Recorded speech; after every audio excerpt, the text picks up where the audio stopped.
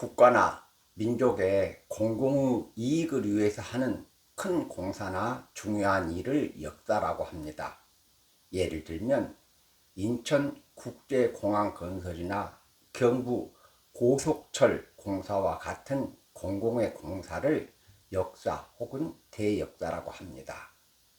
오늘 말씀의 제목은 성탄의 3대 역사입니다. 예수님의 탄생에 결정적인 역할을 한 세 가지의 중요한 일, 세 가지의 중요한 역사가 있었다는 뜻입니다. 성경 마태복음 1장 18절로 25절과 누가복음 2장 1절에서 7절 말씀입니다. 첫째, 성탄의 첫 번째 역사로 동정녀 마리아에게 예수를 탄생시킨 성령의 역사가 있습니다. 마리아는 요셉과 약혼한 관계입니다.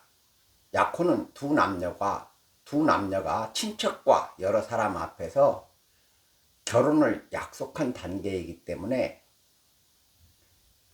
약혼 기간에는 남녀 간의 동침이 이루어지지 않습니다.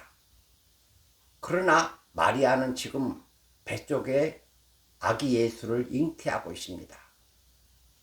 마리아가 어떻게 예수를 잉태했느냐? 성경은 마리아가 성령으로 예수를 잉태했다고 말씀하고 있습니다. 성령의 역사인 것입니다. 동정녀 마리아에게 예수를 잉태시킨 성령은 성부, 성자, 성령, 삼위일체 하나님의 유격 중 성령 하나님입니다. 성령으로 번역된 말은 호흡, 바람, 생기, 영, 정신 등의 뜻을 가지고 있습니다.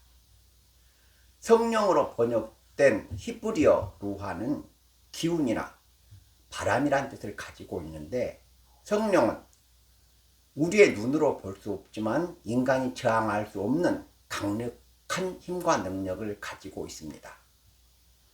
전능하신 성령 하나님께서 동정녀 마리아에게 역사하셔서 마리아가 예수를 잉태하고, 그리고 마리아를 통해서 예수를 탄생시킨 것입니다. 다음으로 예수님께서 왜 성령으로 잉태되셨느냐? 예수님은 세상을 구원하실 속죄의 제물로 오셨기 때문입니다.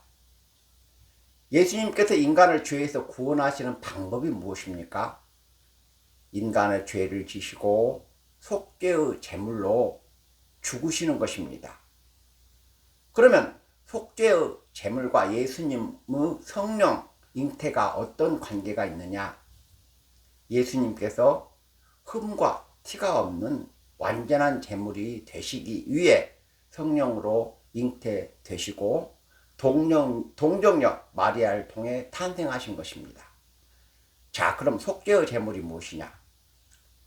구약시대에 하나님께 드리는 제사의 제물은 죄인의 속죄와 희생을 상징합니다. 제물이 죄인의 죄값으로 죽기 때문에 죄인이 죄를 사함받는 것입니다. 구약시대의 속죄제의 제물은 흠이 없고 완전한 것만 드렸습니다. 눈이 멀거나 다리를 절거나 흠과 티가 있는 것은 속죄의 제물로 드릴 수 없습니다. 제물의 흠과 티는 인간의 죄와 허물을 상징하기 때문입니다. 남녀의 성관계로 태어난 인간은 아담의 원죄를 유전받아 태어날 때부터 죄인의 신분으로 태어납니다. 그래서 하나님께서 인간을 죄에서 구원해 주시기 위해 완전한 속죄의 제물을 준비하셨는데, 그분이 성령으로 잉태하다 동정녀 마리아를 통해 탄생하신 예수님입니다. 성탄의 3대 역사 중 첫 번째 역사로 동정녀 마리아에게 예수를 잉태시키고 탄생시킨 성령의 역사가 있었다는 것을 기억하시기 바랍니다. 성탄의 두 번째 역사로 로마 황제 가이사를 사용하신 성부 하나님의 역사가 있습니다. 하나님께서 성경에 예언하신 대로 예수님이 유대 베들레헴에서 탄생하시도록 로마 제국의 황제 가이사를 사용하신 것입니다. 미가 선지자는 예수님보다 700여 년 전에 선지자로 활동하셨는데 예수님께서 유대 베들레헴에서 탄생하신다고 예언했습니다. 그러나 예수님을 잉태한 마리아는 지금 이스라엘의 최북단인 갈릴리 나사렛에 살고 있습니다. 나사렛에서 베들레헴까지는 120km나 떨어져 있습니다. 예수를 잉태한 마리아는 갈릴리 나사렛에 살고 있는데 예수님이 어떻게 유대 베들레헴에서 탄생하셨느냐? 하나님께서 당신의 예언을 이루시기 위해 로마 제국 황제의 가이사 아구스토를 사용하셨습니다.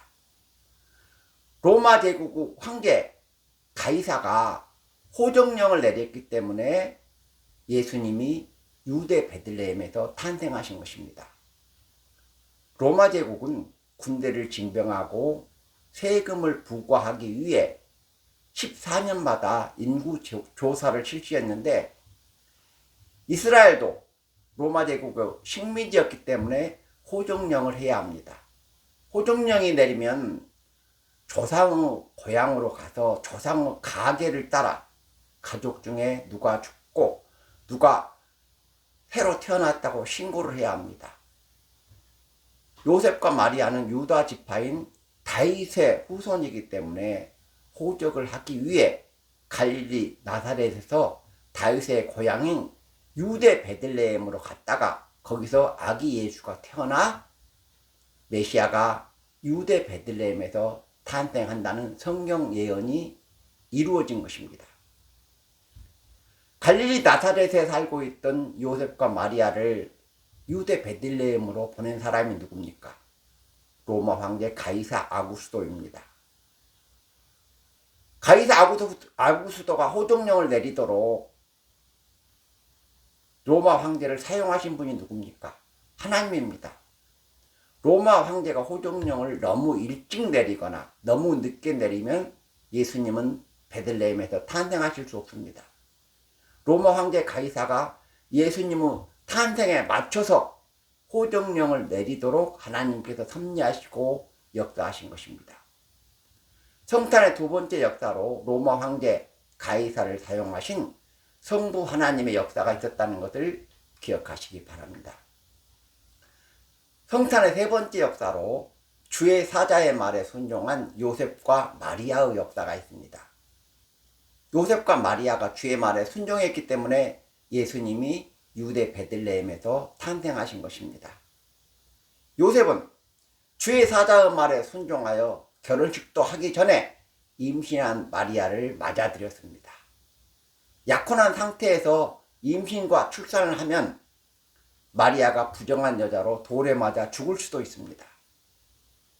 요셉이 천사의 말에 순종하여 마리아를 데려왔기 때문에 예수님이 무사히 유대 베들레헴에서 탄생하신 것입니다. 그리스도인이 믿음이 있느냐 없느냐를 판단할 때 무엇을 보고 판단합니까?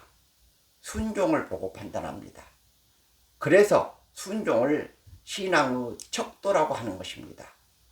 하나님은 요셉과 마리아처럼 순종하는 사람을 통해서 당신의 뜻을 이루십니다. 성탄의 세 번째 역사로 요셉과 마리아의 순종의 역사가 있었다는 것을 기억하시기 바랍니다. 말씀을 맺겠습니다. 성탄의 첫 번째 역사로 동정녀 마리아에게 예수를 잉태시킨 성령의 역사가 있었다고 말씀드렸습니다.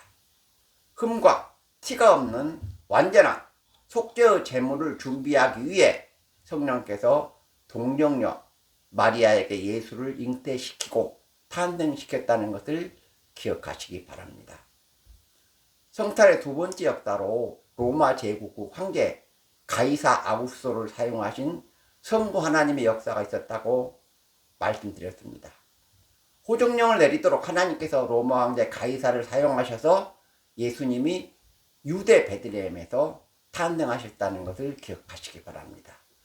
성탄의 세 번째 역사로 요셉과 마리아의 순종의 역사가 있었다고 말씀드렸습니다. 요셉과 마리아처럼 하나님 말씀에 순종하는 사람이 하나님의 뜻을 이룹니다.